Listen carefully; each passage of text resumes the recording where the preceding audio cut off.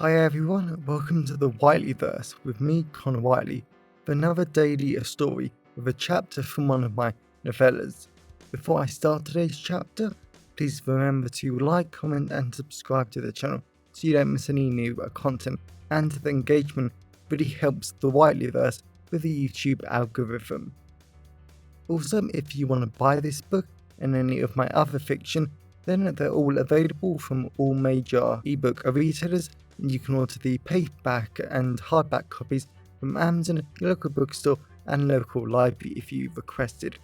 Also, if you want the AI generated audiobook, then you can get it from selected audiobook platforms and library systems like Kobo, Spotify, Barnes & Noble, Google Play, Baker & Taylor, Biblioteca and Overdrive.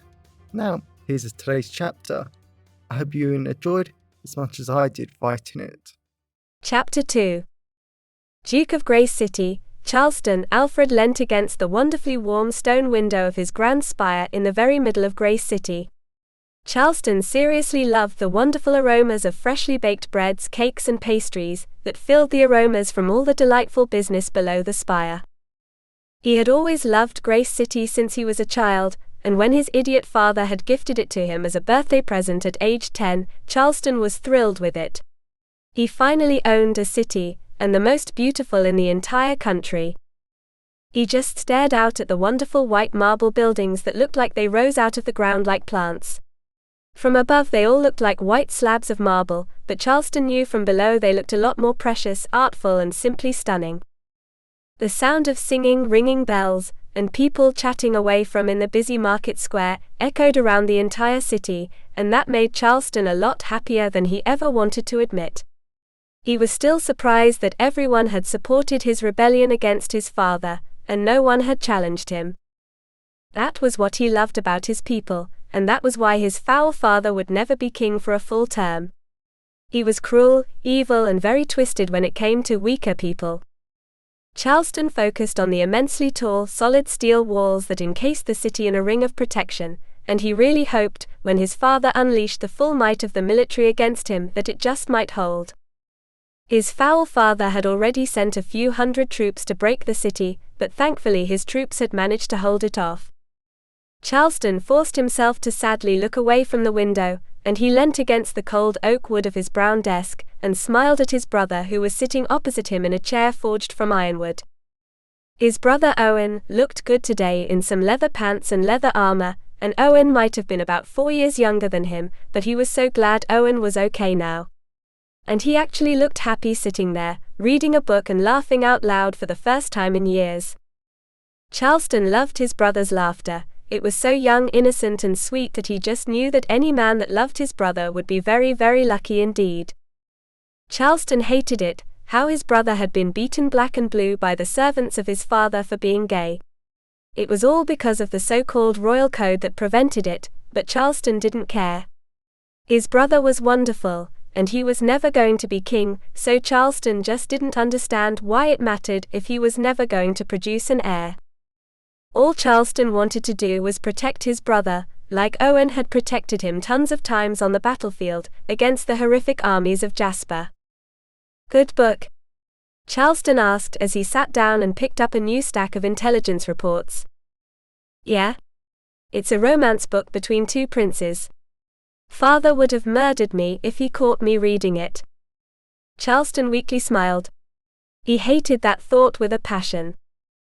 I was thinking I was going to ride out on the crop fields, and see how the defenses are coming along later. Want to join me? Owen asked. Charleston bit his lip. If he was as evil as his father, he would have kept Owen trapped in the spire to make sure nothing could ever happen to him again, but he forced himself to smile and nod. I'm glad you're happy to go out now, Charleston said, forcing the words out. How are you? There was a loud knock on the solid wooden door to the chamber. Charleston wondered for a moment if anything could actually break that door down, it was so solid. Come in, Charleston said. A few moments later, a very tall woman stormed in golden armor and threw a piece of parchment on the desk. Charleston smiled as he read it. It was something about Queen Augusta of Octogi coming to visit King Alfred the next morning. He had always loved spending time with her as a kid and teenager. There was even a great party between the two kingdoms, and Charleston had utterly loved spending the evening with her. She was so wise, kind, and she was a sensational kisser. Do you think she's a threat? Owen asked. Charleston laughed. Definitely not. The Augusta I knew was no danger to good people, and I doubt her rule has changed that. But my lord, she is a queen of a foreign power. Why is she visiting your father, if not to give him strength and support his crusade against us? You don't read politics and many intel reports, do you? Owen asked the woman. Oktogi is not a rich, very successful country. They are invaded daily by orcs and no country helps them. Damn our father. And it even worse that Oktogi keeps the rest of us safe. If Oktogi falls, then all the human lands would be invaded by orcs, Owen said. Charleston had to admit he didn't know a single thing about that. He was just glad that Owen was a far better person at managing the international affairs of the rebellion. At the end of the day, Charleston just knew that Owen would make such a better king than him. Owen had the knowledge, skill and passion to help make Lordigo a real powerhouse in the world, and maybe they could finally stand up to Jasper. But that damn royal code made that impossible. Charleston just looked at his brother, because he had to leave him for a little bit as much as he hated the notion. I need you to rule the city for a little while. Owen nodded. Of course. I'll send more troops and people to work on the farm defenses in your absence. Charleston laughed. He loved how his brother was always thinking about how to protect the city. Should I get the horses for you, my lord? The woman asked. And what destination do you have in mind? Charleston huffed. I have to go to the capital and see Queen Augusta for myself. I have to know if she's a friend or foe, and what her intentions are. And as soon as the words left his mouth, Charleston got a lot more nervous. Because he just knew that the arrival of the Queen could save his rebellion, or damn them all. Welcome back everyone, it's me again, Connor Whiteley. So I really hope that you enjoyed today's story, because I flat out love writing, creating stories and sharing them with you.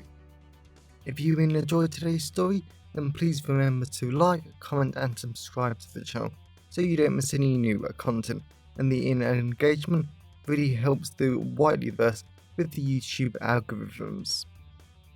And if you want to buy this short story or any of my other fiction, then they're available from all major ebook retailers, and you can get them from your local library if you requested, and you can order the paperback copies from Amazon, your local bookstore or local library if you request it.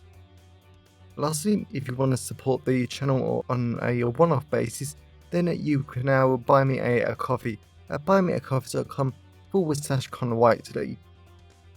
Also, if you know anyone who would enjoy today's story, then please share it with them. I'm always really grateful when you wonderful people help spread the word about the channel. So, thanks for watching the Whiteleyverse, and I'll see you again soon. Have a great day, everyone.